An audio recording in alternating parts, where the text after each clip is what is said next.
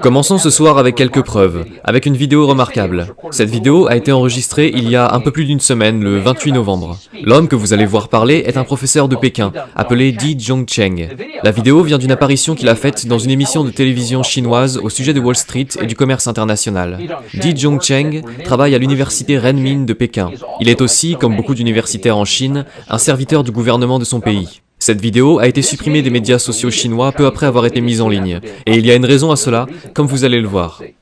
L'administration Trump est en guerre commerciale contre nous. Alors pourquoi ne pouvons-nous pas nous entendre avec l'administration Trump? Pourquoi est-ce qu'entre 1992 et 2016, la Chine et les États-Unis ont su régler toutes sortes de problèmes, peu importe le genre de crise rencontrée, que ce soit l'incident de Yinhé, le bombardement d'une ambassade ou l'écrasement d'un avion? Les problèmes étaient réglés en un instant, comme ceux d'un couple qui commence à un bout du lit et se règlent à l'autre.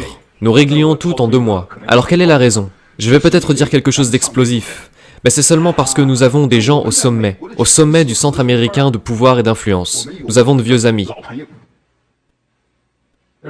Il y a beaucoup de mensonges qui circulent sur Internet en ce moment, beaucoup de choses fausses. Mais cette vidéo est vraie, et les sous-titres sont exacts. Nous les avons vérifiés aujourd'hui avec 2 différents intervenants chinois, et nous avons confirmé que ce qu'il vient de dire, ce que vous venez de lire à l'écran, explique tout. C'est aussi ce qui se rapproche le plus d'une preuve de tout ce que nous avons vu. Je cite, « Nous avons des gens au sommet du centre américain de pouvoir et d'influence. Selon l'homme que vous venez de voir, cela est vrai depuis des décennies. Alors qui sont ces gens, et combien d'entre eux travaillent dans nos médias et dans notre gouvernement? Eh bien, il ne l'a pas dit précisément, mais à un moment donné dans la vidéo, il a décrit un agent chinois travaillant comme vice-président d'une institution financière de premier plan de Wall Street.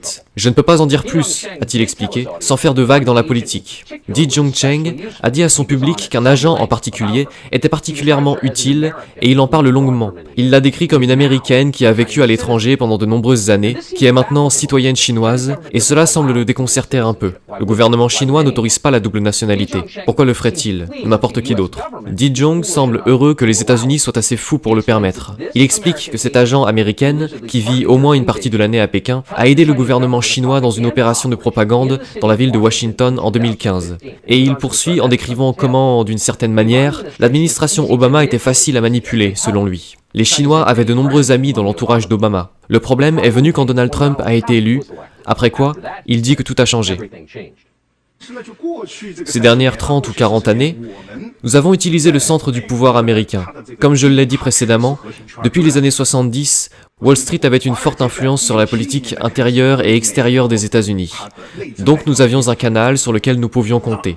Mais le problème est qu'après 2008, le statut de Wall Street a décliné. Et surtout, depuis 2016, Wall Street ne peut pas contrôler Trump. Pourquoi? C'est très gênant. Trump avait déjà des contentieux avec Wall Street, donc il y avait un conflit entre eux. Mais je n'entrerai pas dans les détails, je n'ai pas assez de temps. Donc, durant la guerre économique entre États-Unis et Chine, Wall Street a tenté de nous aider. Et je le sais, un ami du côté américain m'a dit qu'ils essayaient de nous aider, mais qu'ils ne pouvaient pas faire grand-chose. Depuis les années 1970, dit-il. Et c'est un professeur d'économie, tenez-en compte. Wall Street a eu une énorme influence sur la façon dont le gouvernement des États-Unis a mené la politique américaine. Le gouvernement chinois, dit-il, a une énorme influence sur Wall Street. Et cet arrangement a très bien fonctionné pendant longtemps. Puis Donald Trump a été élu par surprise en 2016, et Wall Street était furieux. Wall Street ne peut pas se débarrasser de Trump, dit-il, mais ils ont essayé, et cela résout le mystère. Si vous vous demandez pourquoi notre classe politique a laissé le gouvernement chinois dégrader ce pays et notre mode de vie, pourquoi ils n'ont rien fait quand le gouvernement chinois a inondé les États-Unis avec des opioïdes mortels qui ont tué des centaines de milliers de personnes, ou pourquoi ils sont restés les bras croisés pendant que le gouvernement chinois volait des milliards via la propriété intellectuelle de nos entreprises, voilà votre réponse. Au début de cette année, le président du département de chimie de Harvard a été arrêté pour avoir reçu 50 000 $ par mois du Parti communiste chinois en échange de l'envoi de secrets à des scientifiques de haut niveau à Pékin, ce qui n'est même pas considéré comme un scandale. Vous n'êtes peut-être même pas au courant de ce qui s'est passé. Pourquoi? Parce qu'il y a trop de monde sur le coup. Donald Trump était un obstacle à cet arrangement très lucratif, et c'est pour cette raison que Di Zhongcheng explique dans la vidéo que les élites les plus puissantes d'Amérique, il les appelle ainsi, se sont mises au travail pour élire un nouveau président. Lisez encore les mots au bas de votre écran pendant qu'il parle. Mais maintenant, nous voyons Biden remporter l'élection. L'élite traditionnelle, l'élite politique, l'establishment sont très proches de Wall Street. Vous comprenez? Trump a dit que le fils de Joe Biden possède une sorte de fondation mondiale. Vous avez remarqué? Qui a aidé le fils de Biden à développer ses fondations? Vous comprenez? Il y a beaucoup d'échanges là-dessous. Oh, Donald Trump, note-t-il, parce que les Chinois font très attention à ce que nous disons ici.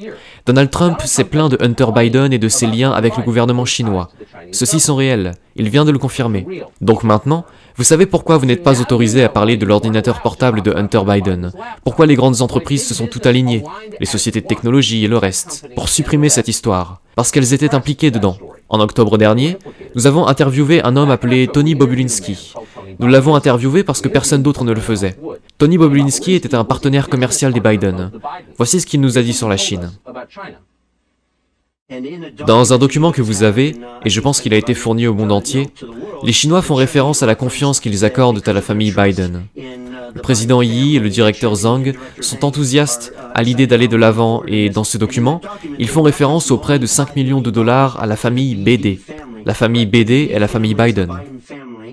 Quelles sont les implications de cette situation à l'avenir? Si Joe Biden est élu président, ce qui pourrait très bien arriver, comment cela limite-t-il sa capacité à traiter avec la Chine? Vous me demandez mon avis personnel? Je vous demande votre avis en tant que personne ayant travaillé avec les Chinois. Je pense que Joe Biden et la famille Biden sont compromis. Je pense que Joe Biden et la famille Biden sont compromis avec la Chine. Il semble qu'il avait raison à ce sujet, et il semble que les Biden sont loin d'être les seuls à avoir été compromis. N'oubliez pas de vous abonner et d'activer la cloche pour être informé de mes prochaines vidéos. Vous pouvez me rejoindre sur Twitter et Facebook, et vous pouvez me soutenir sur Tipeee et Paypal grâce au lien en description.